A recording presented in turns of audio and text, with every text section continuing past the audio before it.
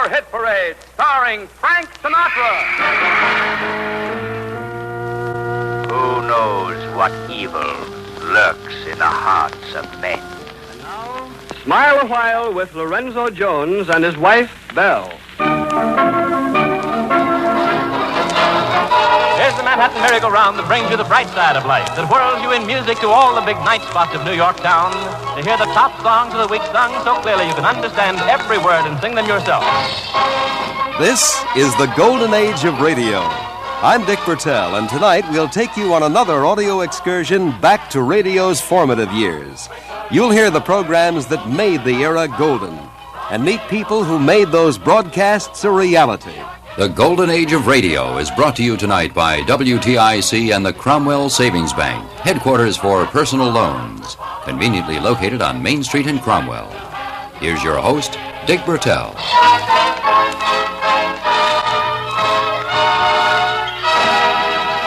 Good evening, and with me is radio collector Ed Corcoran. And Ed, we have a giant of giants of the radio industry with us tonight. Yeah, we keep coming up with them, Dick. We've had a senator, we've had a lawyer, now we have a doctor, Dr. Arnold Moss. Dr. Arnold Moss, it's a pleasure indeed to welcome you to the golden age of radio. Arnold, I want to find out about that doctorate degree. When did you receive it? Well, I think you'd better explain what kind of a doctorate it is.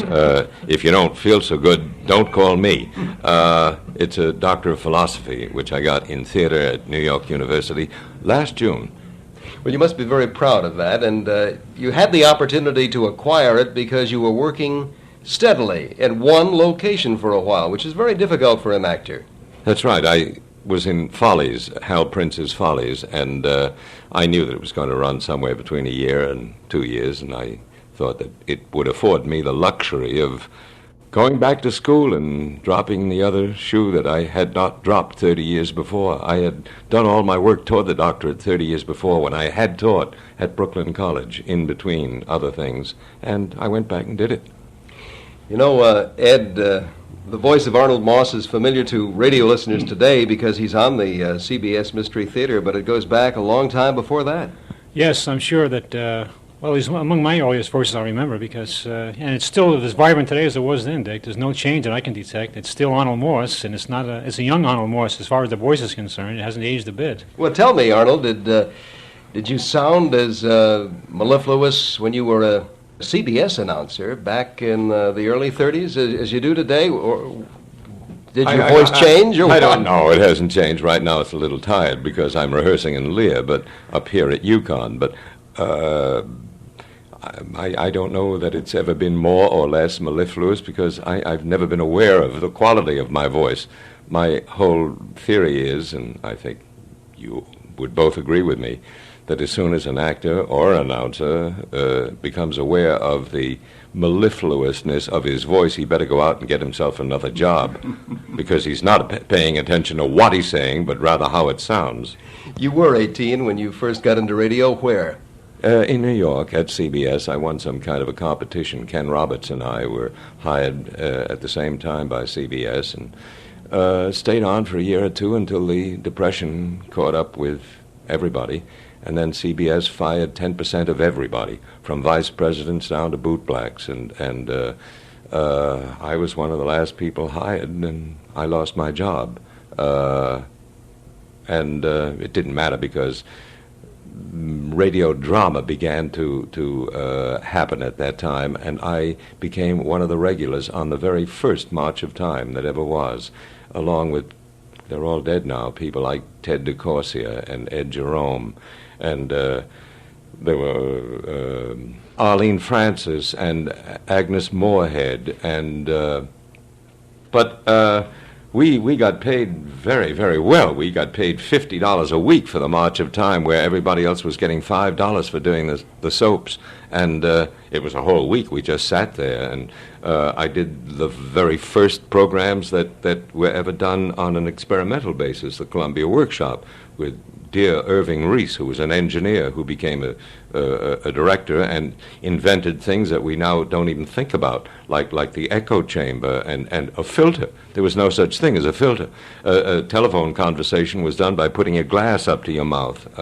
You're both too young to remember that. But these were not only the golden days of radio. They were the first days of radio, where whatever you did was everybody was doing for the first time. And the whole thing was a business of a discovery of techniques and how you approach this silly thing called a microphone, how you played to it rather than to another person. As a matter of fact, I gave a course here last semester on the contrasting techniques, the comparative techniques of the actor in various media. Fortunately, I've worked in all of them, so that if you're doing a stage play and you now do it for film, your techniques are different. If you're doing it for tape, for videotape, it's different. If you're doing it in a non-visual medium like radio, it's again different. And that's a course that I invented, and it was very successful. You perhaps are just a bit confused if you're listening to us and don't realize that we're doing the show from the University of Connecticut, where Dr. Arnold Moss is teaching. And Ed, I think it's about time that we heard Arnold Moss in performance. Yes, I have an early excerpt. This was from that soap opera. What was the name of it? Stella Dallas. Ahmed. Right, that's the one. I remember it. Oh, my. I wasn't sure whether you want to hear that one again, because this is kind of a corny little bit about a mummy being lost and something like that, but you're right in there very prominently. Would you like to hear that again, Arnold? I'd love to hear it. Sheikh Ahmed, is that the... Yeah, I think I played two parts. I played Sheikh Ahmed and his twin brother or something. This is a long time ago. I don't remember it. I've done a few things since. That's fantastic.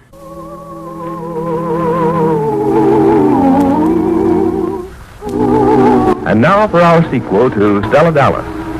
In Washington, with her daughter Laurel and Laurel's husband Dick Grosvenor, Stella Dallas is falsely accused by Dick's mother, Mrs. Grosvenor, of stealing an Egyptian mummy. Stella, however, through Jeff Cantrell, an underworld acquaintance of Stella's old admirer Ed Munn, discovers the real thief to be Rashid, the twin brother of her friend Sheikh Ahmed, whom Mrs. Grosvenor is sponsoring in society. And Stella upsets Rashid's scheme to get $15,000 from Mrs. Grosvenor. To save Ahmed's family honor and avoid embarrassment for Mrs. Grosvenor, Stella agrees to keep the matter a secret upon Rashid's promise that he will keep out of their way in the future. Now it's the next night in Laurel's apartment, and Stella is having after-dinner coffee with Laurel and Dick.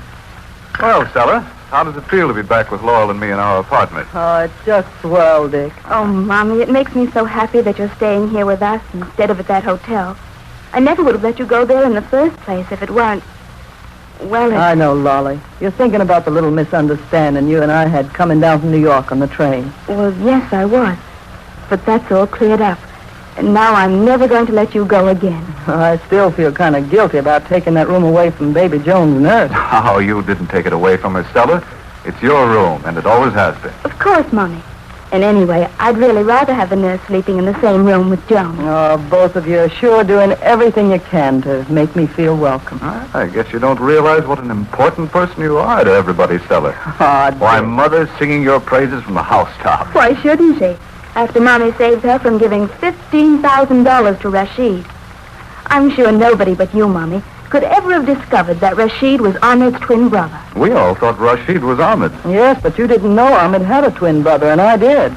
And if I hadn't remembered that Rashid's accomplice, Jeff Cantrell, was an acquaintance of Ed Munn's, I'd probably never have found out the truth. Well, Rashid's out of the way now, and we'll probably never hear from this man Cantrell. I don't think so either, Dick, although Ed Munn's scared that he might. Oh, is he? Yeah, but that's only because Cantrell has this bad check of Ed's and has been threatening Ed. Oh, there's the front door buzzer. I wonder who in the world can be calling on us this evening. I hope the maid tells whoever it is we're not in. I'd like the three of us to have just a quiet evening at home tonight. Yeah. Hey, Stell! Oh, where are you? It's Ed Munn. He sounds pretty boisterous to me. Shall we let him in? Hey, Stell! Come and tell this maid it's okay for me to come in. I better go out, Lolly. He'll never go away without seeing me. Hey, Stell! Come in, Ed. Why did you tell Stella to bring him in here, Laurel? It sounds as if he's been drinking. Maybe he has, darling, but after all, he is a friend of Mommy's. I don't think Stella's any more anxious to have him around here than we are. They've always been good friends, you know. I thought that was all washed up. Why did Stella have to bring him here to Washington in the first place? She should have let him stay in New York. Well, if it hadn't been for Ed Munn, we'd never have found where this man Cantrell was holding Ahmed a prisoner in New York. And when he told Mommy he was scared of what Cantrell might do to him, Mommy had to let him come back here with us. Well, just the same, dear, I think... Well, Lolly. Oh, I'm glad to see you. Hello, Mr. Munn. Oh, hello, Dick. Hiya, boy. Hello. I'm awful sorry, Dick, but... Sorry? Say, what are you sorry about, Stell? Ain't nothing to be sorry about. Won't you sit down, Mr. Munn? Yeah, I say I don't care if I do. Say, I better sit down before I fall down. Hey, say, what's everybody looking so solemn about? This ain't no time to look solemn. Here, Ed, you better have some coffee. Coffee?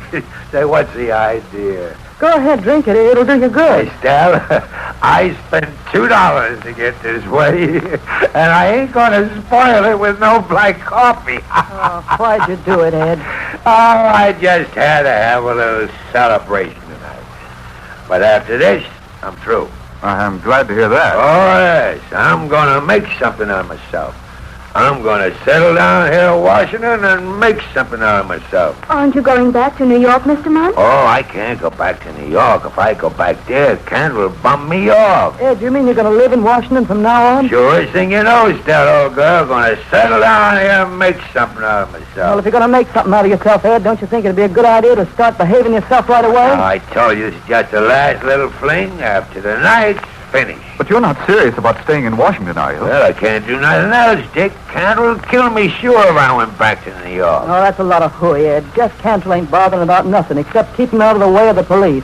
He thinks they're looking for him for kidnapping Arnold. Yeah, we ain't going to think that after seeing Rashid. How do you know Rashid's going to see Cantrell? Sure he's going to see him. Say, listen, Stella, I bet those two have got their heads together right now. I'll bet Rashid's gone to New York and is talking to Cantrell this very minute. Well, Rashid, so it was this Stella Dallas dame who got Ed Munn to let your brother out of his flat and upset all our plans. Yes, Jeff. And I'll never forget, just as Madame Grosvenor was about to sign the check, Stella Dallas walked through the door. And 15 grand flew out of the window. I needed my cut of that 15 grand, Rashid. I needed it bad. No more than I did, Jeff. You? You'd have thrown it away in a month. And I suppose you, my dear Cantrell, would have given your share to some deserving charity. Never mind what I'd have done with my share. A punk like you can never understand. Indeed? And may I ask why... Skip it. Needling each other won't get that 15,000. I'm just plain jinxed this year. My luck shot. Oh, come. We're both extremely lucky to have escaped so lightly. Unpleasant as it is to have lost Mrs. Grosvenor's money, it would be even more unpleasant to be facing life imprisonment. How do I know I won't be facing it yet? They cannot touch you without involving me. And as I've already explained, my brother Ahmed knows that if I were tried, he would have to testify against me. That ought to be a pleasure for him. You forget that I am his brother, his twin. The ties of blood mean much to Ahmed. As much as he hates me, he feels it his duty to protect me. Okay. But what about the others? They are as anxious as Ahmed to keep the whole matter quiet. The trial would mean that Mrs. Grosvenor would be exposed to the world as the fool she is, which would not only be disagreeable for her, but also embarrassing to her son. He's the one that's married to the dame you were trying to make time with, isn't he? Yes, Mr. Grosvenor's a young man with a brilliant future, I understand. He's employed in the banking firm of Mason and Company. Arthur Mason? The big-shot banker. Yes, and Mason is pushing Mr. Grosvenor ahead very rapidly. It would hardly help his career to have his mother made a public laughingstock. Nah, I guess it wouldn't. Don't sound like a bad place to work. Mason's outfit. Are you thinking of applying for a position? Anybody could do worse than work for Mason. A guy like him wouldn't hire anything but high-class help, and he'd see they got a square deal, too. Say, what's this Grosvenor guy's first name? Richard. Richard Grosvenor. How does his wife stand with him? If you mean, is he in love with Laurel? He is, madly. Okay. Then Laurel's not the tough baby. Her mother is, eh? Oh, but Jeff, I would not call Madame Dallas tough. I mean hard to put something over on. Hard to bluff. Oh, well, I imagine Laurel has led a more sheltered life than her mother has, and naturally she's more naive and, timid? Cantrell, why are you asking me these questions? Just curiosity, Rashid. Just curiosity. If you're looking for an ashtray, there's one over on that table. Oh, thank you. Well, who's the girl in the photograph, Jeff? Never mind. Well, surely you're not jealous because I look at her photograph. She's very pretty. Your girl? She's not my girl. Oh, no? Then perhaps you would not object to introducing her to me. It may be that I will have better luck Shut than up. you. That's my sister. Your sister? That's right. And you've got about as much chance of meeting her as you have of sprouting wings. So, you have a sister. You've hidden her very well. Yeah. And she's going to stay hidden. See? She has written on the photograph to John from his devoted sister Evelyn. John? Why does she call you that? Because that's my name. Oh, your real name is John Cantrell. The Cantrell part's phony, too. Oh, Jeff Cantrell is an alias, and you are really John, John what? Sometime when you can sleep nights, you might try guessing. Oh, I begin to understand. The lovely Evelyn does not know Jeff Cantrell, and Jeff Cantrell's friends do not know John X. I should like to meet your lovely sister. Listen, punk. If you want to be measured for a shroud... Calm yourself, Jeff. My path is not likely to cross your sister's soon. I leave tomorrow for Florida. Florida? What are you going to do down there? Well, I've been invited to, shall I say, work in a gambling casino at one of the smart winter resorts. Why don't you come along, Jeff? We might find something for you, too. No, Rashid. Sounds too fancy for me. Besides, after what you told me before, I think my plans will include a little trip to Washington pretty soon.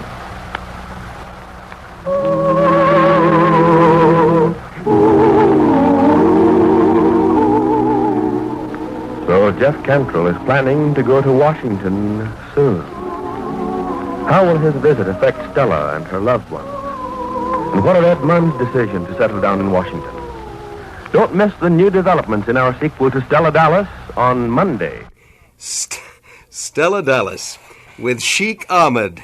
Arnold Moss, you'll never live that one down. That one really goes back. We'll get back to our guest, Arnold Moss, right after a word from our sponsor. Get growing. Get growing.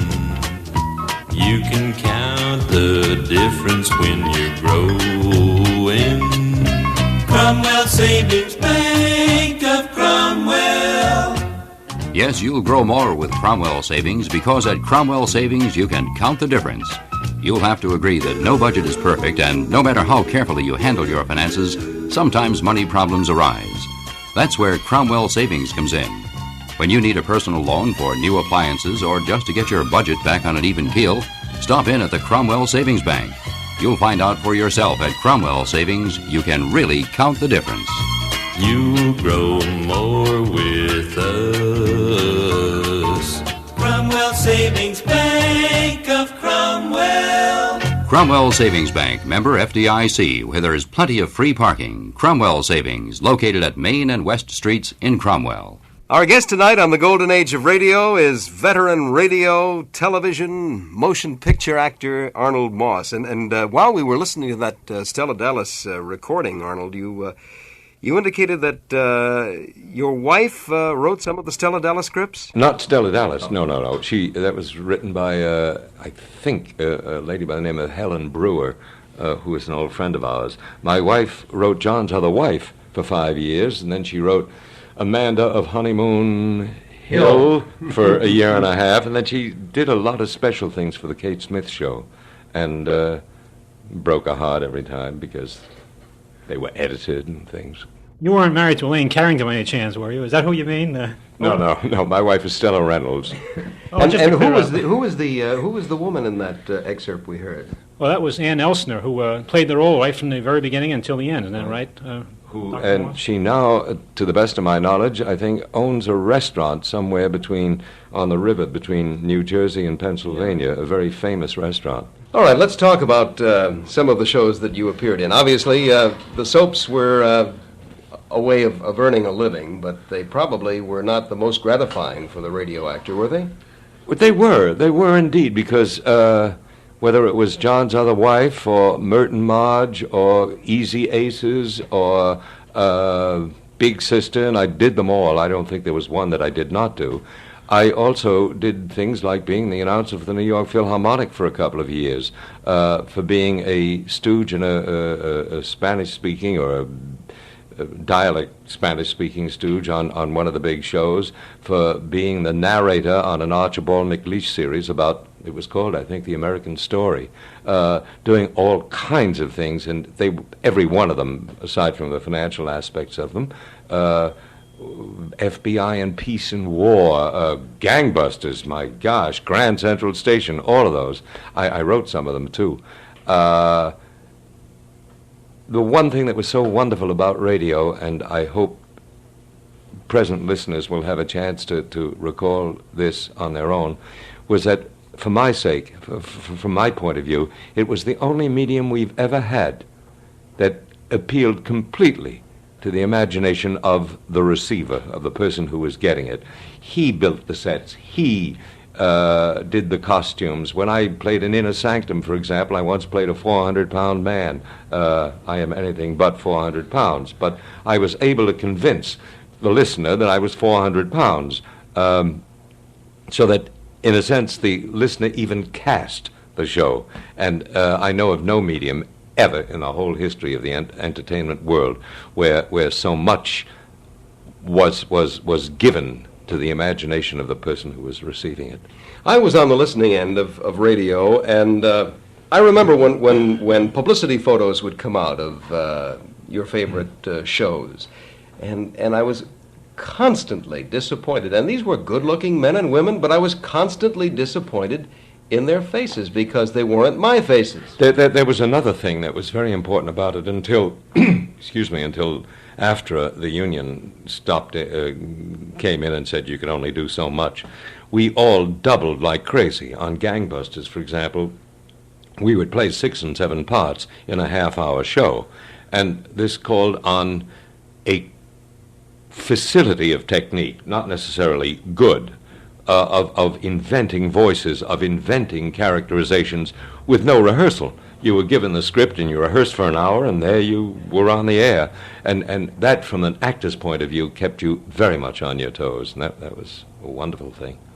We've heard so many stories, Ed, about how often actors would have to drive in cabs from one studio to another. Well, I'm sure Arnold went through all that, because you did all the networks, Mutual, CBS, NBC at that time, didn't you?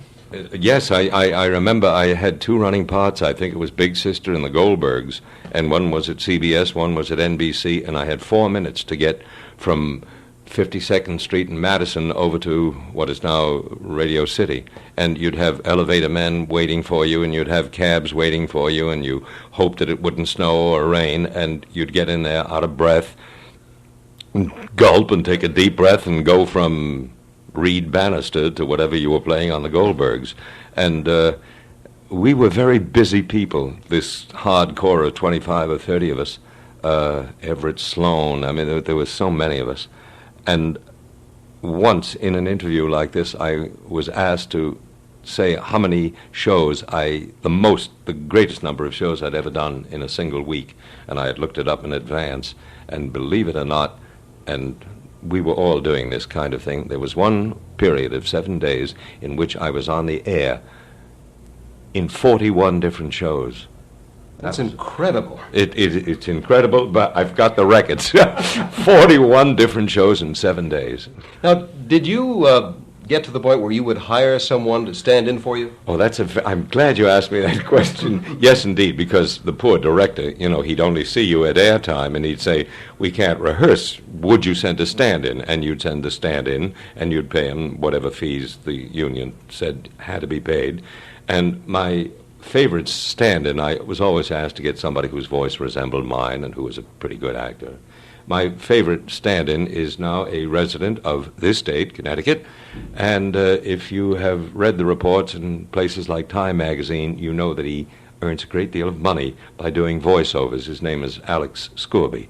Yes, he's been a guest on this program, and he was a stand-in. Alex was my stand-in. Well, you certainly picked the best guy available, because he's top of the line today, Alex Scorby. I had another stand-in by the name of Norman Rose, who's doing pretty well, too. I would think so. It's funny that you mentioned that, because when we interviewed Alex Scorby, he wasn't all that excited about radio. He said, well, it was a medium, and perhaps this fills in the missing page now that he was doing the stand-in parts for you. Maybe. Well, of all the shows that you did, is there any one that would stand out in your mind? That's not necessarily a program in itself, but a performance where something either happened or presented a challenge? Oh, there were so many of them, but I did a great many of them during the war. I did the burning of the books, the Bene thing, and This Is Your Enemy. I was doing them bilingually. I was doing them trilingually, as a matter of fact. I was doing them when I was in South America some years ago. I found that they still have tapes and records down there of, what were the names of these things? They were all being translated into Spanish, and I was doing them in Spanish as well as in English. And then I did them in French, too.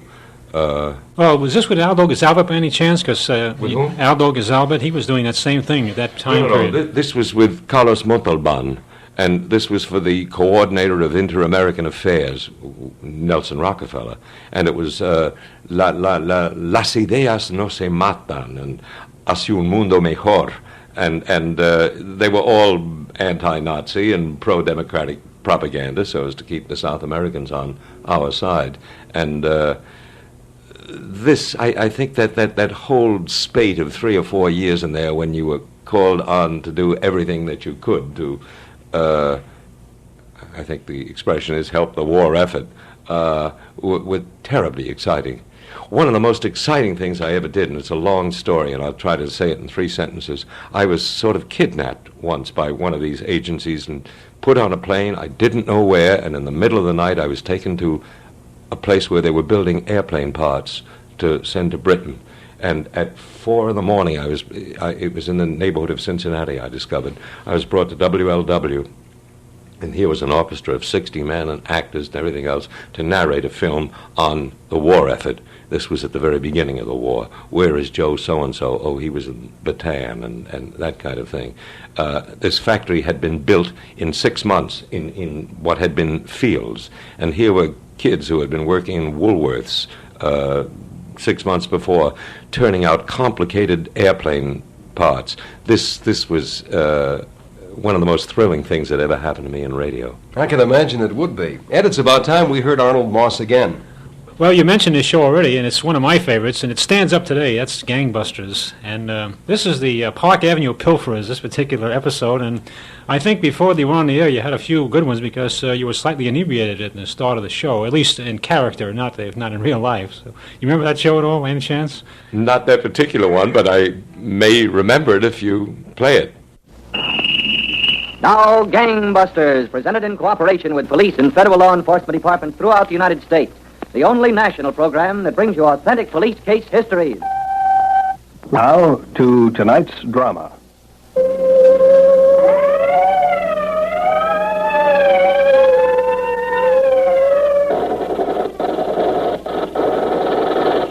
Tonight, Gangbusters presents the case of the Park Avenue Pilferers, the burglar king and queen who looted New York City's most luxurious apartments, but who finally got stuck on a dab of wax. Gangbusters has asked the Honorable John J. Sullivan, former Chief of Detectives and Deputy Commissioner, New York City Police Department, to narrate by proxy tonight's case. Welcome back to Gangbusters, Chief Sullivan. Thank you, Don Gardner. Suppose we begin in New York City a few years ago. It was after 4 o'clock in the morning, and the lobby of one of the city's most fashionable Park Avenue hotels was deserted, except for the housemen who were busy cleaning the floors and furniture. The handsome but slightly tipsy young man in top hat and white tie who walked across the lobby toward the desk didn't distract the workers. They had seen too many of the type. One side, peasants, one side. Make way for the king. Make way for the king. Clear the king's highway. The key of the royal bedchamber, if you please. Good morning, Mr. Carr. My key, if you please. Yes, sir. 432 key. The royal bedchamber. I'm sorry, Mr. Carr, there's no key in the box. No key? Well, that's perfectly ridiculous, man. There must be a key. Perhaps, sir, your wife took them both upstairs with her by mistake. Ah, you have hit the solution. I shall reward you handsomely. But it wasn't by mistake. Queen merely wants to see at what time the king arrives home from his rendezvous with a dancing girl. That appears to be the answer, Mr. Carr. And I shall pound upon the door with the fury of a Henry seeking entrance to the boudoir of Anne Boleyn. Good night, my loyal vassal. Oh, Mr. Carr. You speak?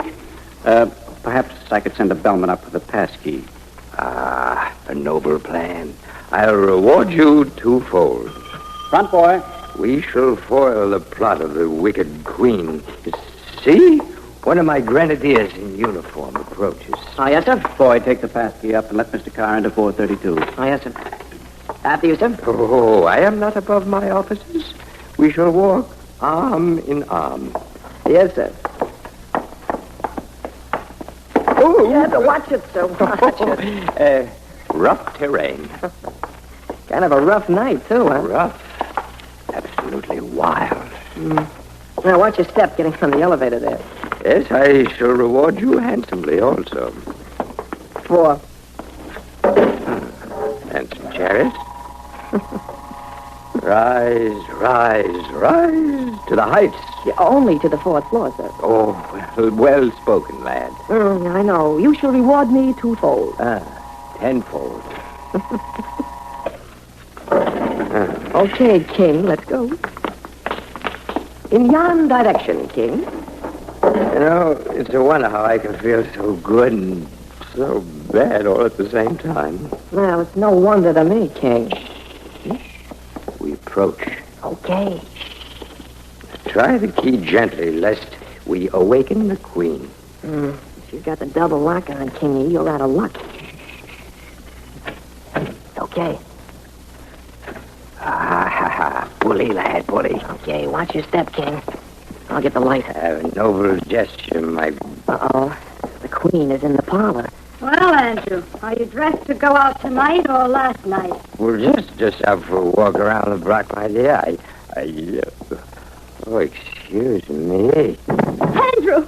Oh, how do you like that? Do something. Well, he's only passed out, lady. Do something quick. Well, he's got to sleep it off. Oh, Andrew, speak to me. He'll be all right. Run and get some ice quick. Yeah, but lady, Run and get some ice. all right. He'll be okay. Don't worry.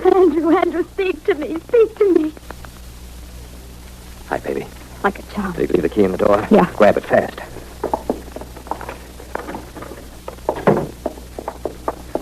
Neat trick, Andy. How about the wax? Got it. Okay, now let's get busy. Got about a minute to make an impression of that key before he gets back. 50 grand is what to be good for. At least 50 grand. That was a real neat trick, Andy. Talent, baby, talent. That's all it takes.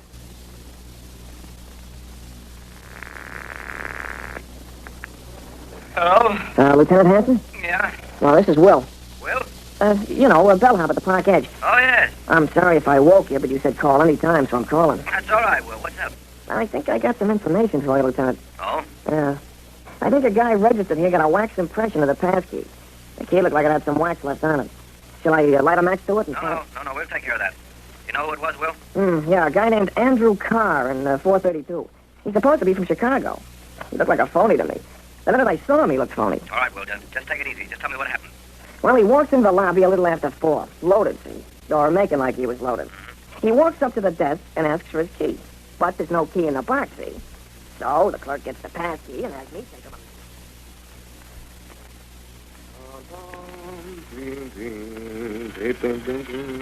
Andy, you finished shaving? Yeah, baby. Breakfast here. I poured the coffee. Yeah, I'm ready.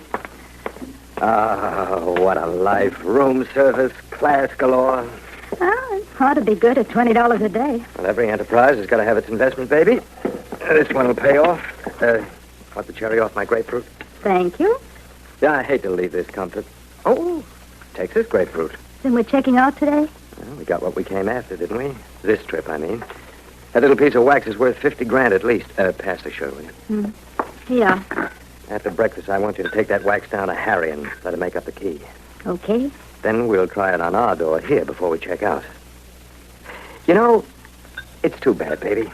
What's too bad? Too bad we just can't back a truck up to the hotel. As long as we're going to clean the place out, we might as well do a good job. Oh, honest, Andy. Aren't you ever satisfied? Satisfied? We're on a gravy train, baby. Nobody ever had a sweeter racket. I think we just ought to enjoy things a little bit. What's the matter? Aren't you enjoying yourself now? Breakfast in your room? What else do you want? They only have to get us once. That's all. Just once. Don't worry about it, baby. Gives you wrinkles. How could it be safer? Mr. and Mrs. Andrew Carr of Chicago check out today. The hotel forgets about us. In a couple of weeks, if a few of the suites here are burglarized, nobody gets a connection. Well, eggs on a wren. Now, isn't that a nice way to start the day? Lieutenant Hanson. Oh, hello, Chief. Well, I'd say it looks pretty good. We put a surveillance on the... Oh, come in, Ryan. Ryan just walked in, Chief. If anything looks hot, I'll call you back. So long. Hi, boss. That was the chief calling from downtown. He's anxious, huh? Well, after about 50 apartment house and hotel room burglaries, wouldn't you be anxious, too? I am anxious. But I won't be for long. You think they're right, huh? Right as a two-story flat in Elmhurst. Good, let's have it. They're registered under the names of Mr. and Mrs. Andrew Carr, Chicago. I call Chicago. There's no such address as the one they give on Michigan Boulevard. Uh-huh. He stayed in the room this morning, and she went out. I put Adler to following her. And? The lady went over to Lexington Avenue, down into the subway station, took the local to Grand Central, and changed for an express. She got off at Canal Street and went upstairs. She turned the corner into Lafayette, went into a hardware store owned by one Harry Nelson. Anything on Nelson? The safe and law squad knows him. He did 2 to 5 in Sing Sing for unlawful entry. Picked up 4 times on suspicion of receiving since, each case dismissed in felony court for want of evidence. You think friend Harry is making their pass keys from the wax molds? I'd venture a guess. Did she wait for the key? Apparently not. She wasn't in there more than 5 minutes. As soon as Adler called me, I sent Sherman down to maintain a surveillance of the hardware store. What about the girl? She hopped in a cab and went to Saks Fifth Avenue. Adler stayed right behind her. She took the elevator to the beauty parlor where she now reposes. And Adler? He reposes there, too. He just phoned me. The girl's a regular customer of the Saks beauty parlor. She's known to them as Mrs. Mona Davis of 1642 Buchanan Avenue, the Bronx, from which address she has a charge account, pays her bills regularly. All right, send somebody to take over from Adler. Okay. I want him to check around that Bronx address. Okay, boss. Well, looks like we got a line on the right people, huh? Maybe. Maybe. What are they doing? Checked into the hotel with a phony name and a phony Chicago address. What did she visit a shady hardware guy for? It all adds up? Yeah. Keep them under surveillance, Ryan. We can't walk in on these people and arrest them for burglary with just this to go on. We've got to nail them with some of the goods on them, otherwise we've got no case. Okay, boss. Hey, that's a pretty smart kid, this bellhop, huh? Oh, yes. That reminds me of something I want to do. What? I want to see the manager of that hotel again. I want to see if we can get a few of our people onto the staff there for a couple of days. They might not try to use that pass key for a few weeks, but I want somebody on the inside just in case. Come on, let's go. Right with you, boss. That sounds like a great story. I wish we could hear all of it. I'd like to find out how it ends, but we can't, unfortunately. We'll get back to our guest, Arnold Moss, right after this message from our sponsor. Get growing, get growing. You can count the difference when you're growing. Cromwell Savings Bank of Cromwell. Need an auto loan? See the folks at Cromwell Savings Bank. Cromwell Savings will help you purchase that new car quickly and easily. And if a personal loan is what you want, they can arrange that too. In fact, Cromwell Savings can help with all your financial needs because they're a complete family banking service. So before you take that important financial step in your life, see the friendly, accommodating folks at Cromwell Savings Bank. Main and West Streets, Cromwell. Convenient banking by mail available. You grow more with us. Cromwell Savings Bank of Cromwell. The Cromwell Savings Bank, member FDIC. Plenty of free parking, open Thursdays till 5, Fridays till 7:30 p.m. You're attuned to the sound of service, WTIC Hartford, where there's more good listening than ever before. On future Golden Age of radio shows, you'll meet such personalities as Arnold Stang, Mel Blanc, Robert Cummings, Elliot Lewis, as well as the author of the new book titled The Soaps, David Rounds. And now, back to the Golden Age of radio with Dick Bertel and Ed Corcoran, and tonight's special guest, Arnold Moss. Gangbusters, of course, was produced by Phillips H. Lord, and we have been told by people like Larry Haynes and so on that Mr. Lord would cast you visually. Did you ever have that experience with him? I think so. I think so. I don't remember in detail, but possibly he did. Larry said that he had to literally walk into his office with a slouched hat and a cigarette dangling from his lips. And of course, Larry Haynes is not that type at all. No, Lord was a character in his own right. Incidentally, I played a great many of the heavies in radio, and I got killed regularly 4 or 5 times a week. And when these things were happening, my son was then about 2.5 years old, and he would listen. And we had a nurse at the time taking care of Jeff, and she would tell my wife to get me immediately before I left the station to call home to assure Jeff that I was all right, that I really hadn't been killed. He managed to make it all right, didn't he? My son? Yeah. Well, he's managed to make it all right in lots of other fields because since... You mean as an adult?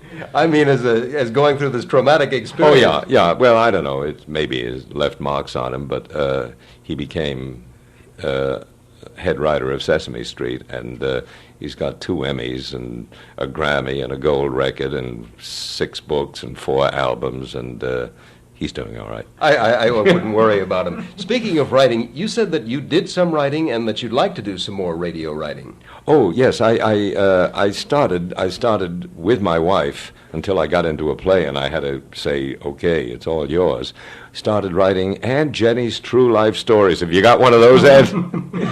we started to write some of those, and I played in a great many of them with Dan Seymour announcing them, who is the head of the big ad agency, whose name, even if I could remember, I suppose I shouldn't say. We wrote some of those. We wrote a lot of the Inner Sanctums for High Brown. We wrote Grand Central Station. She wrote the Kate Smith things. And when I get through here at UConn and have a couple of weeks of rest, I've outlined a couple of shows for High Brown for the Mystery Theater that I'd love to write just for the joy of writing them as I do my crossword puzzles for the New York Times. I don't know if you know about that. No, I don't know about that. Well, you know, the Sunday magazine of the New York Times has the big crossword puzzle. I've had about 10 of them in the last 5-6 years. And the big 50th anniversary of the Simon & Schuster crossword puzzle book, edited by Margaret Farah, who invented the darn thing. They're holding a party next week, and I can't go there because I'm here. And somebody said, do you get paid very much for that? And I figured it out. For 5 months' work, it takes me about 5 months to do one of the big ones. You get paid $90. That's something like 4 cents a week. No, you don't do it for pay. You do it for fun and relaxation. The opportunity to interview a radio writer has never presented itself before, Ed. No, it's really a real treat, and I'm glad you're going to submit some new scripts because we talked about this. How I think some newer ones would make the show a lot better. More modern scripts than what he's been using. I'm curious to know how long would it take you to write a good radio script? I don't know how long it would take me now because I'm very out of practice. I don't know how long it would take my wife to write one because she did more of them than I did. She would sit there in our apartment on East 28th Street with a little boy waiting when she was doing John's Other Wife. There had to be 14 pages, and when the time the 14th page came out of the typewriter, the boy took the 14 pages away up to the office to be mimeoed because they were on the air the next day. This was instant radio, and there was no chance to think about them, to rewrite them. You had to think about them as you did it. How long it would take to write an hour script, I really couldn't answer, Ed. I don't know. It depends on how well the wheels are greased at the moment and whether things are working or not. I am a very careful writer, and I edit all the time as I write. Turn out an hour script might take me, after having thought it out very carefully and written myself an outline, I might be able to do it in 3 or 4 days. But there's a man by the name of Ian Martin whom you should interview if you haven't, who lives down in Westport and in New York, who's already turned out about 24, 25 of the scripts for Mystery Theater. Really? Yeah. That really is. That is an exceptional. This is 45 or 50 type pages. All right. when you're working against a deadline, that's one thing, I guess, that would push you along. I'm curious, did you ever write for yourself? In other words, did you cast yourself in the role? Oh, yes, I've got I guess they're 78s. I've got some recordings of things that I wrote for a series on NBC in which I was starred, which I wrote for myself. And I've got one or two of them around. I can't play them because they were recorded in a funny way. Laterally, is it a lateral recording of some kind? You need a special machine for. That's unfortunate. I'm sure Ed could come up with a way of playing it somehow, some way, though. We take a shot at it if you could give us the recordings. Well, I will. I'll send it to you. I'd be delighted. At any rate, Henry Denko wrote one of them that I've got. Henry Denko, who's won all kinds of prizes for his screenplays and his stage plays. The night my son was being born, I was on the air on Columbia Workshop in a Henry Denko script. And this is 31 years ago. And I've still got it, but I can't play it because it's on this kooky kind of recording thing. You did indicate that you did play comedy. Did you play much comedy? Did you enjoy it? Oh, on the air, you mean? Well, I've played comedy in theater. They're playing a movie here tomorrow night in which I played comedy with Bob Cummings. And, I've done things like Malvolio, which is comedy. I loved playing comedy, and because it's so much harder. The challenge is so much greater. And then when I, on stage, played a thing like Walter Burns in the first revival of the Front Page, I learned so much from the toughest guys in the world. These were all nightclub comics that I was playing with, like Lou Parker and Benny Baker and Pat Harrington Sr. And I would say to one of them, "Why don't I get a laugh on that line?" Charlie MacArthur said, "That's a funny line." And he'd say, "Because you're turning 2 inches too much that way." And I'd say, "If I don't turn that 2 inches, I'll get the laugh." And he'd say, "Sure, try it." I'd try it, and they were absolutely right 100% of the time. And in radio, the challenge was even greater because there was no question of turning 2 inches. You had to do it all with one instrument, your voice, and nothing else. Radio, of course, is back with High Brown and the Mystery Theater, and we'll have to wait and watch to see whether it's going to work or not. But aside from the fact that you're a part of it, are you glad to see radio as an entertainment medium return? I think it's wonderful, and it used to be the thing that the housewives used to leave on in the daytime while they were doing other things because they could go from room to room and it didn't matter. With the television soaps now, they're not all that ambulatory. They got to stay in one place. But now that it's coming back at an hour like 7 o'clock at night or 11 o'clock at night, where you can either in the automobile or at home just turn out the lights and listen to it. All those lights out things that Arch Oboler did, I did almost every one of them. I think I was on every program that Corwin ever did, that Bill Robeson ever did. If some of these things were brought back as they were done in the first place, I think they would make just as stimulating and exciting entertainment right today as they did 25, 30 years ago. I'm sure of that because the good radio drama that we've had the opportunity to hear from Ed's collection stands up. Some of it, some of the not-so-good radio drama, some of the hack writing that did occur at that time, of course, is obviously dated. Let's give Arnold Moss the opportunity that we give most of our guests on this program, Ed. Yes, would you give us one of your favorite shows, and let's see whether we can play it for you. Anything that you recall from the days, Grand Central or one of those that you were familiar with that you'd like to hear again? Not necessarily anything that you appeared in, something that you enjoyed as a radio listener, and I'm sure you did listen to radio as well as work in the field. Does anything come to mind? And I'll bet it's Jack Benny, because every time we ask this question, they say Jack Benny. No. What I would like to hear, if it's possible, if it's around, is to hear one of those original March of Time things where we were all imitating Roosevelt, Mussolini, Hitler, and doing it, I think, pretty well. Is that possible, then?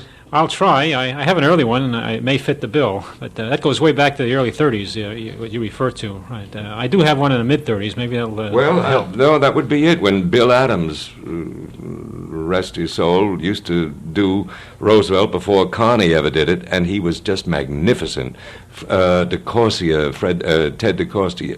used to do Mussolini. I did them all in Spanish. And those were some very exciting things. Aggie Moorehead used to do Mrs. Roosevelt. Be wonderful if you could dig up one of those. The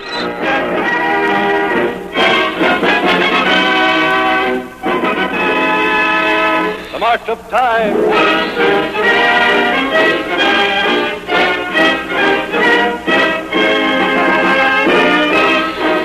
Time, the weekly news magazine, takes you to the war front and the home front to bring you news in the making, the people who make the news, and the men and women of Time magazine who report the news.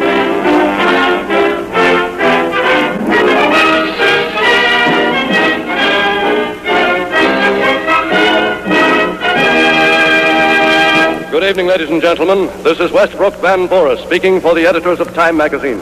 The voice of Westbrook Van Voorhis and the March of Time, back to the mid-1930s. We'll talk more with our guest, Arnold Moss, right after this message from our sponsor. With summer but a few weeks away, the Cromwell Savings Bank suggests that this is an excellent time for you to stop in and chat with them about a home improvement loan. This is the time of year when you should consider remodeling your home. With warm weather, you might add a screened porch or a patio. You could even plan to vacation at home with a new swimming pool. A home improvement loan from Cromwell Savings Bank can put in a driveway, improve the landscaping, or put a new roof or coat of paint on your house. Whatever your home improvement needs, the understanding folks at Cromwell Savings Bank can help you with the financing. Pay them a visit soon. Cromwell Savings Bank, open Monday through Wednesday 9 to 3, Thursdays 9 to 5, and Saturdays from 9 a.m. until 7:30 p.m. for your banking convenience. The Cromwell Savings Bank is located at Main and West Streets in Cromwell, Connecticut. Member FDIC and an equal housing lender. Arnold Moss, it's been great getting together with you. Thank you so much for joining us here on the Golden Age of Radio. This series would not be complete without an appearance by you. Dick, all I can say is that I now feel 30 years younger because you've put me back 30 years, and that's something to be desired all the time. Thank you. I guess. Until next time, this is Dick Bertel. This is Ed Corcoran. Good night. The Golden Age of Radio has been brought to you tonight by WTIC and the Cromwell Savings Bank, headquarters for personal loans, conveniently located on Main Street in Cromwell. Tonight's program was edited by Bob Shirago and produced by Dick Bertel.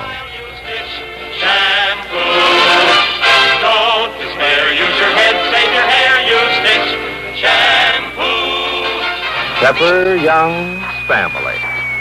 The story of your friends, the Youngs, is brought to you by Cam-A, the mild beauty soap for a smoother, softer complexion.